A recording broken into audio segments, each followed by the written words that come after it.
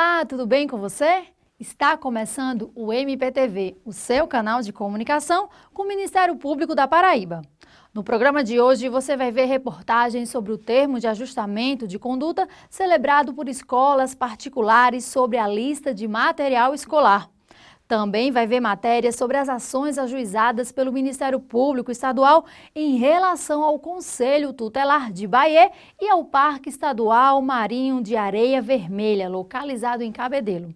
No estúdio vamos receber a promotora de Justiça, Paula Camilo Amorim, que coordena o Centro de Apoio às Promotorias de Justiça Cíveis e da Família. Ela vai falar sobre guarda compartilhada. Fique com a gente, o MPTV está no ar.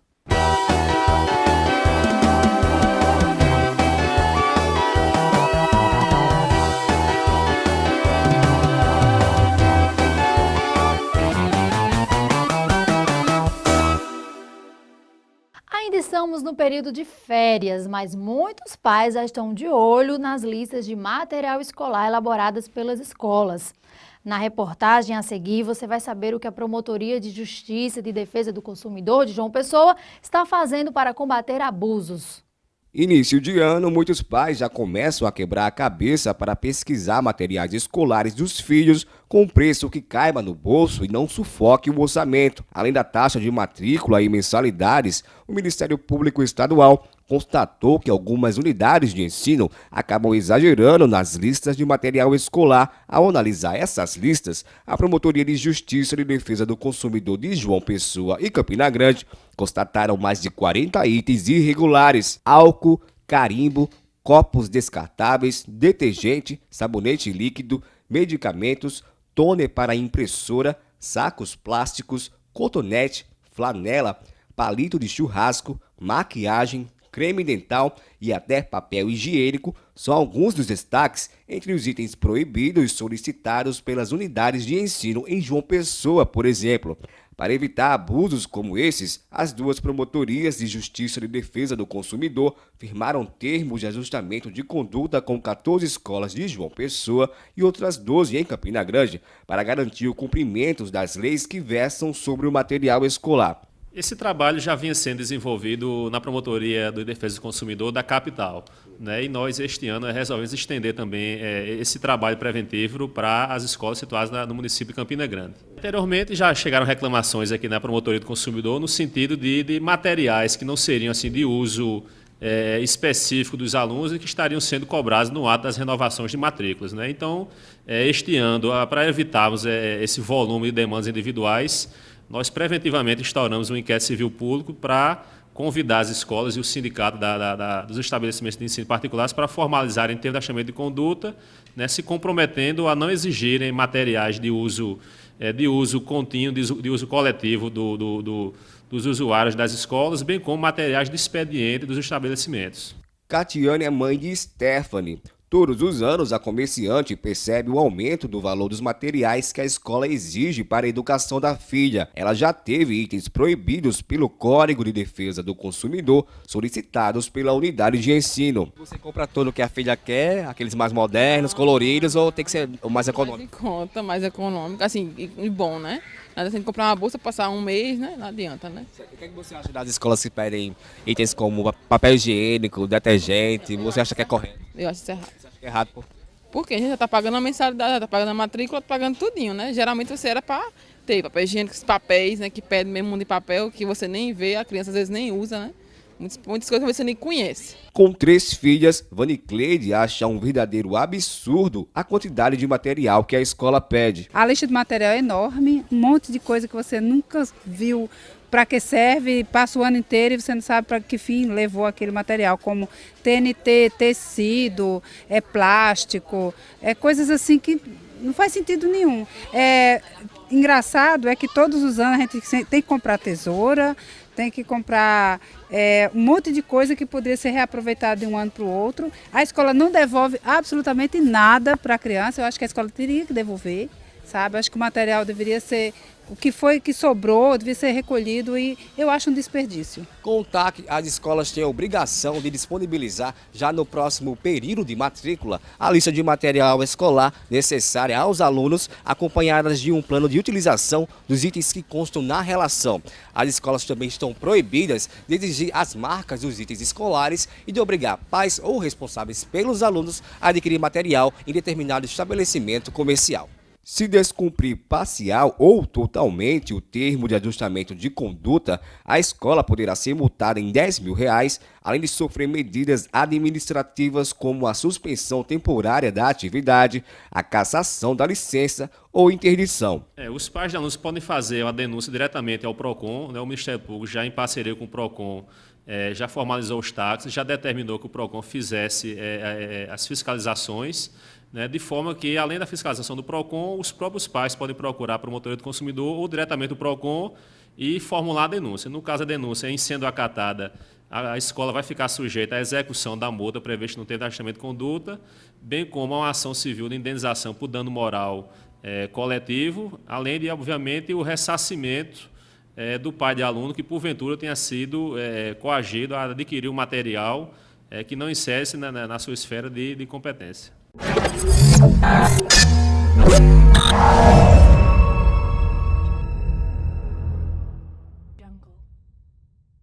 A Lei Federal 12.886, de 2013, diz que será considerada nula a cláusula contratual que obrigue o contratante ao pagamento adicional ou ao fornecimento de qualquer material escolar de uso coletivo.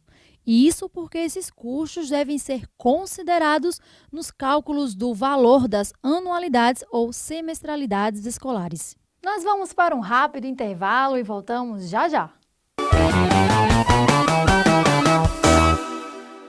Você fica constrangido quando encontra uma pessoa com deficiência? Então, está na hora de mudar. Deficiência não é doença e essas dicas são para você. Ao conversar com o cadeirante, procure sentar-se. Assim, vocês mantêm a mesma linha do olhar. Para ajudá-lo a subir um degrau, segure a cadeira com firmeza e incline para trás, levantando as rodinhas da frente. Para descer, faça a manobra de marcha ré, sempre apoiando para evitar solavancos.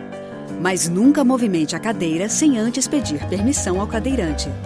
E em nenhuma hipótese, nem por um segundo, estacione na vaga reservada a pessoas com deficiência ou ao lado de guias rebaixadas. Você gostaria que construíssem um muro na porta da sua garagem? Pois é, quando você estaciona em lugares reservados, está impedindo que o deficiente físico se locomova. Cidadania é saber conviver com as diferenças. Vem comigo conhecer quem movimenta a nossa cultura. Música, teatro, literatura, artes plásticas, você encontra aqui. Conheça a nossa gente. Se liga na Câmara. Venha fazer um passeio pelos bairros de João Pessoa. Conheça histórias e personagens pra lá de interessantes. Se liga na Câmara. Acompanhe as ações dos parlamentares que trabalham para melhorar a qualidade de vida dos pessoenses. Os projetos beneficiam você. Se liga na Câmara. Você fica constrangido quando encontra uma pessoa com deficiência? Então, está na hora de mudar. Deficiência não é doença e essas dicas são para você. Risque do seu vocabulário palavras como surdo-mudo, surdinho ou mudinho.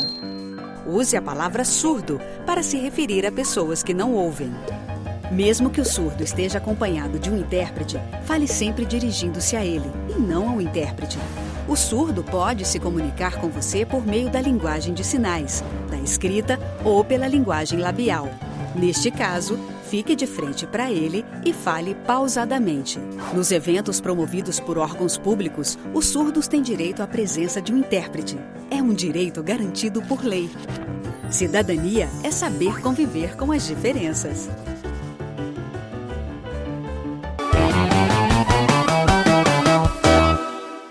O Parque Estadual Marinho de Areia Vermelha, localizado no município de Cabedelo, foi criado há 14 anos.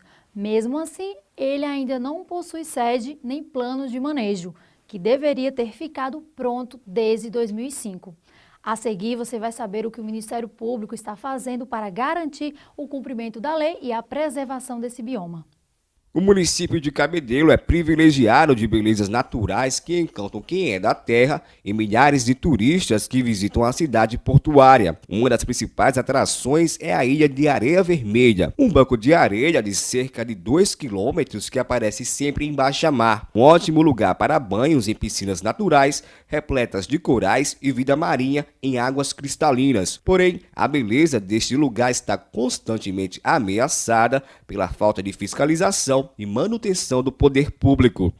O Parque Estadual Marinho de Areia Vermelha se estende desse farol até uma área de 230 hectares da praia de Cabedelo. Ele foi criado a partir de um decreto estadual no ano 2000. De acordo com a legislação, o Estado teve 5 anos para criar e colocar em prática um plano de manejo para o parque. Passaram-se 15 anos e nada foi feito. Agora, com o verão, a degradação se intensifica devido ao aumento de turistas e comerciantes informais no local, o que representa um impacto ambiental significativo em toda esta área. O problema preocupa o Ministério Público Estadual e várias medidas têm sido adotadas pela Promotoria de Justiça de Defesa do Meio Ambiente de Cabedelo em relação ao assunto. Em março de 2013, foi celebrado um termo de ajustamento de conduta com a SUDEMA para garantir o cumprimento da Lei dos Sistemas de Unidade de Conservação. Só que a Superintendência do Meio Ambiente do Estado da Paraíba não cumpriu os compromissos firmados e, por isso, em outubro de 2014, a promotoria ajuizou uma ação de execução do TAC, requerendo a interdição do parque até que a SUDEMA cumpra a lei. O que consta no termo de ajustamento de conduta, consta também na lei, né? E como decorreu quase 2 anos sem que a empresa que gerencia o Parque Estadual Marinho de Areia Vermelha cumprisse essas obrigações, foi ajuizada uma ação de execução do TAC para que as cláusulas nele contidas fossem cumpridas. Britney é estudante americana e está visitando a Areia Vermelha pela primeira vez. Ela se diz encantada com o lugar. What are you thinking about here? I love it. It's very beautiful. It's very pretty with all the beach and the water is so clear. Do you think a place like this has to be preserved? Oh, most definitely. Yes. I think so. With everybody with pollution and everybody walking on the reefs and things like that, it could be easily destroyed. Paraibana morando nos Estados Unidos há mais de 10 anos, essa advogada também concorda que é necessário haver consciência ambiental para turistar sem agredir a natureza. A educação ambiental é essencial, a gente tem que preservar o meio ambiente, tá?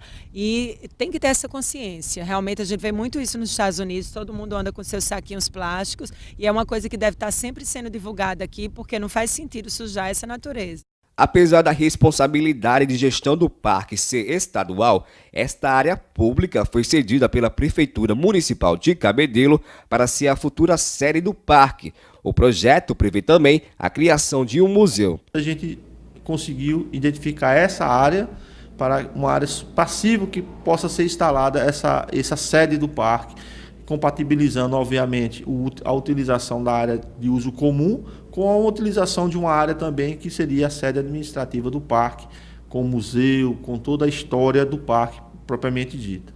Caso a ação de execução do TAC seja favorável ao Ministério Público da Paraíba e a SUDEMA se mantenha omissa com relação à administração e preservação do parque, o Estado poderá ser penalizado por crime ambiental. As obrigações constantes no TAC, ela implica em crime ambiental, porque é uma obrigação relevante de natureza ambiental e a lei de crimes ambientais prevê que, caso não, quem tiver a obrigação e não fizer, é caracterizado esse crime contra o meio ambiente.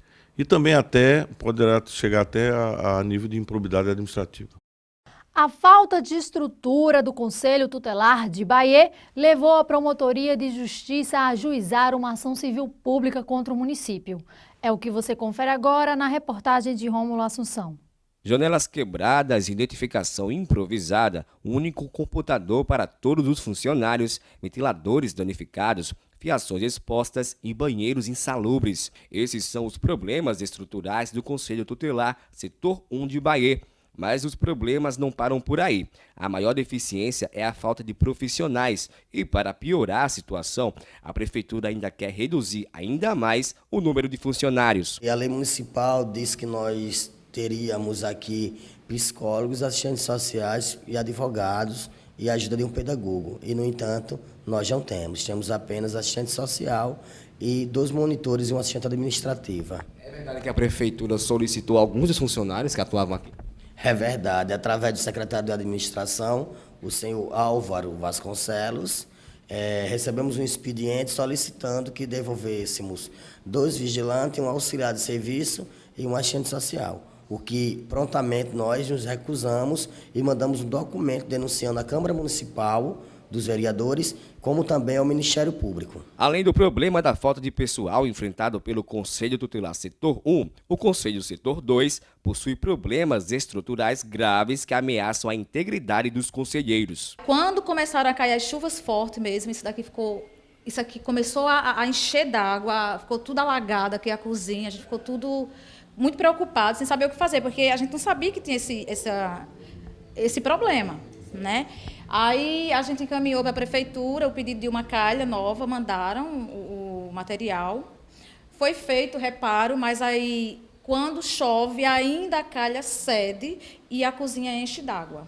E isso, inconsequentemente, o teto está sendo afetado, todo o teto está sendo afetado com esse problema no teto. Então vocês têm consciência que esse teto pode cair a qualquer momento? Com certeza. Para aliviar o calor do ambiente, um único ventilador doado pela população é utilizado para todos os cômodos da unidade. Os conselheiros se viram como podem. Quando aqui na recepção está cheio, o ventilador fica aqui. Quando a gente vai atender na sala, a gente vira o ventilador para lá, para poder dar uma amenizada no calor. O Ministério Público instaurou inquérito para apurar a falta de estrutura e de pessoal das 2 sedes e constatou as irregularidades. Por isso, a Promotoria de Justiça de Bahia ingressou com uma ação civil pública para que a Prefeitura estruture adequadamente o espaço físico e a equipe técnico-profissional dos 2 conselhos tutelares do município. Nós entramos com várias ações, inclusive para gestação de políticas públicas para atender esse segmento, criança e adolescente, e também para estruturar os conselhos. A gente sendo vencedor, que a gente espera ser vencedor dessas ações, aí o município é obrigado a cumprir o dispositivo da sentença. Não cumprido, aí gera improbidade, desobediência, uma série de irregularidades legais. Ainda de acordo com o promotor de justiça responsável pelas ações, a situação atual dos conselhos tutelares de Bahia gera inúmeros prejuízos a quem mais necessita. O conselho é exatamente para isso, para proteger os direitos da criança e adolescente. Os prejuízos são inqualificáveis, são incalculáveis. E quem é que vai sofrer esses prejuízos? Sempre a população invisível, o pobre, aquele que precisa ser resgatado. Você sabe o que diferencia uma contravenção de um crime? Então entenda agora no quadro Você Pergunta e o Promotor Responde.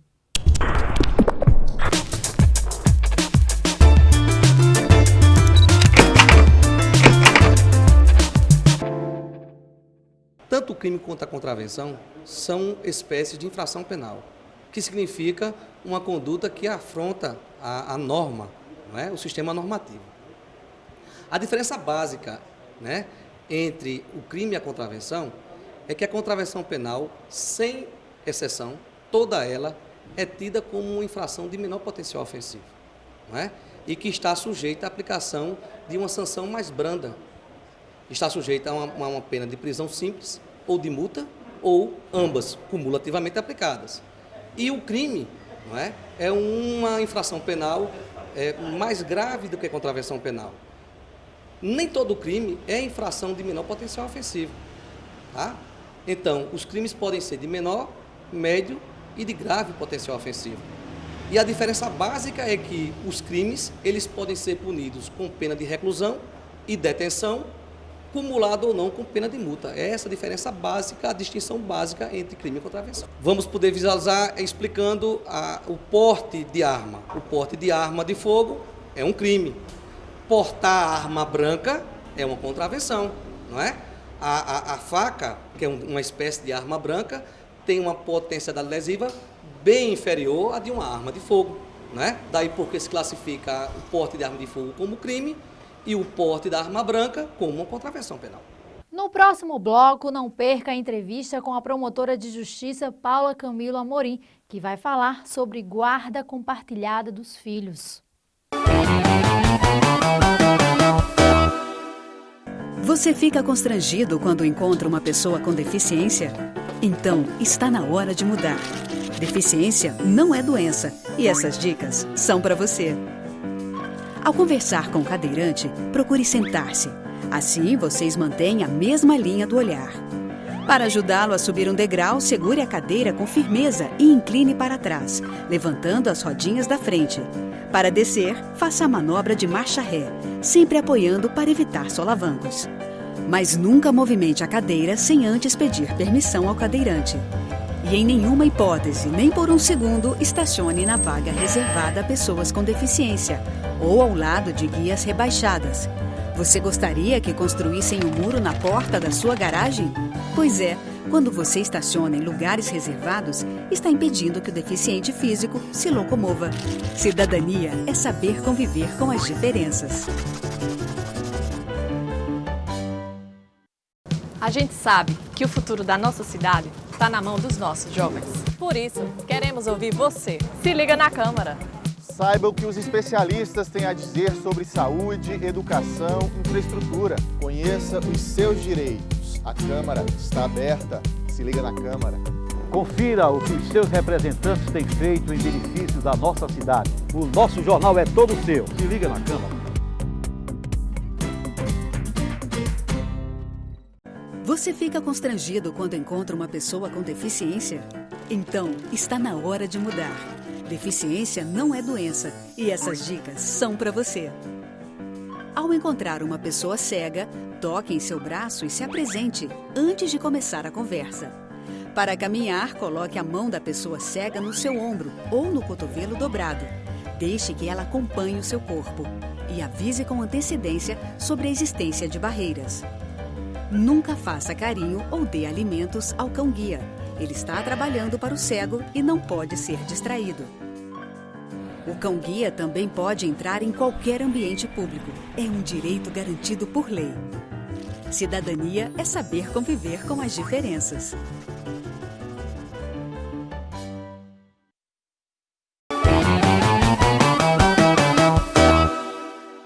Recentemente, o Congresso Nacional aprovou a lei que define como regra a guarda compartilhada dos filhos, mesmo em casos em que a separação dos pais ocorreu de forma conflituosa. Para falar sobre esse assunto, recebemos em nosso estúdio a promotora de justiça Paula Camilo Amorim, que coordena o Centro de Apoio às Promotorias de Justiça Cíveis e da Família. Seja bem-vinda, promotora, ao nosso estúdio. Obrigada. O que é guarda compartilhada? Bem, a guarda compartilhada é uma modalidade de guarda em que os pais dividem a responsabilidade em relação à criação dos filhos. Então, dividem as decisões em relação à educação, saúde e o tempo de convivência, ele se torna mais equilibrado. Não é mais um genitor guardião e um genitor que visita a criança, e sim ambos são guardiões, ambos são responsáveis por essa educação, o cuidado com a criança. Promotora, que mudanças a lei da guarda compartilhada, aprovada no Congresso Nacional, traz? Ela traz uma mudança muito importante, porque a guarda compartilhada ela passa a ser regra. Com essa nova legislação, a guarda compartilhada vai ser automática, vai ser a regra quanto à questão de separação e guarda dos filhos. Como a guarda compartilhada funciona na prática, no dia a dia das famílias? A guarda compartilhada ocorre uma divisão de tarefas, uma divisão de responsabilidades entre o genitor e a genitora. Então, a criança ela passa a ter o livre acesso aos lares, ambos os lares. Não há mais aqueles horários pré-fixados de visitação, em que tem que pegar a criança no sábado às 5, devolver no domingo às 4 horas. Ocorre uma divisão também de responsabilidades, não é só mais na figura do guardião. Então, a gente só tem que tomar cuidado quando dessa execução para não atrapalhar a rotina da criança. Então, tem que ser respeitados os horários para também a criança não ficar indo para lá e para cá e atrapalhar o seu dia a dia. Quais as vantagens que a guarda compartilhada traz para a criança e também para os pais? A grande vantagem é que não se rompe os vínculos afetivos entre a criança e o genitor. Por mais que esse tempo não seja igual, não significa que vai ser o mesmo tempo para um e para outro, mas o livre acesso e a divisão de responsabilidades acarreta que os vínculos são preservados, né? E, além do mais, um fator muito importante para a guarda compartilhada é que está comprovado através de estudos e estatísticas que previne um fenômeno altamente nocivo para as crianças, que é a alienação parental. Em que casos a lei prevê que a guarda compartilhada não deve ser aplicada?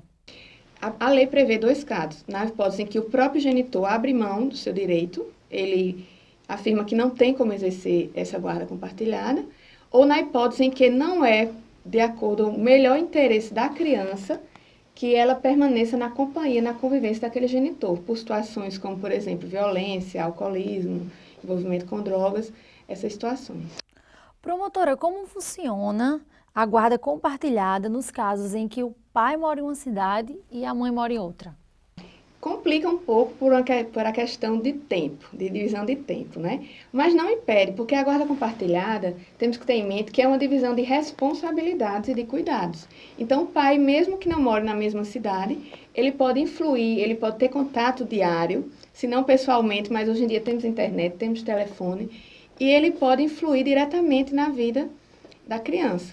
Nos casos em que os pais enfrentam uma separação conflituosa, como eles devem proceder para que as decisões sobre os filhos sejam conjuntas? Pois é uma situação mais complicada, mas na hora da separação, os pais têm que botar em mente o interesse dos filhos, né? Não são mais um casal, marido e mulher, mas tem que continuar sendo um casal parental. Então, tem que pensar nisso e fomentar cada vez mais o diálogo.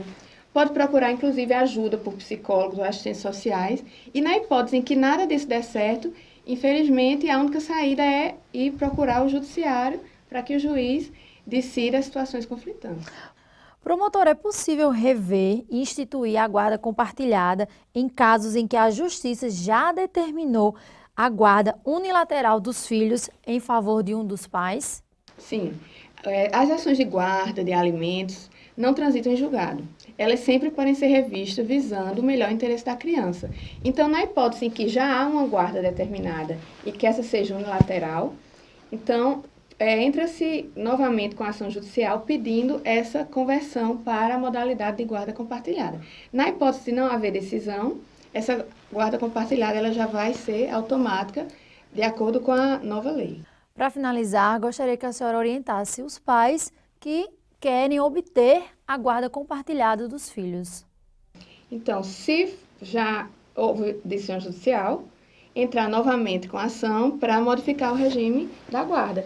E acaso a separação esteja em andamento daqui para frente, pode-se sentar, dialogar os genitores e eles próprios dividirem as responsabilidades e as atribuições. Promotora, muito obrigada pela entrevista. Eu que agradeço a oportunidade, espero que tenha esclarecido para todos esse assunto tão importante, né, e que interfere na vida das nossas famílias. O MPTV termina aqui. Outras informações sobre a atuação do Ministério Público Paraibano você encontra no portal www.mppb.mp.br. Até o próximo programa.